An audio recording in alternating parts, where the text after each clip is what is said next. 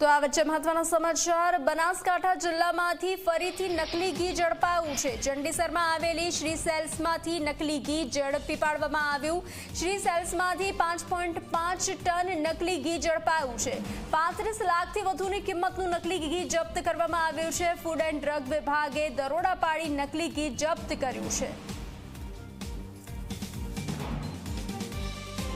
ચંડીસર બનાસકાંઠા ખાતેથી શ્રી સેલ્સ એજન્સીમાં શ્રી ભાવેશ ચોખાવાળા ત્યાંથી લગભગ 5.5 ટન જેટલું બનાવટી ભેળસેળવાળું ઘી કે જેની કિંમત 35 લાખ થાય છે તે જપ્ત કરવામાં આવ્યું છે। ત્યાંથી 2 ઇનામ નંબરોને ટેસ્ટિંગ માટે મોકલવામાં આવેલા છે। આ જ વ્યક્તિ ગયા મહિનામાં શ્રાવણ માસમાં એની જે ફેક્ટરી છે જ્યાં ફૂડનું લાયસન્સ છે ત્યાં અમારી ટીમે દરોડો પાડ્યો હતો।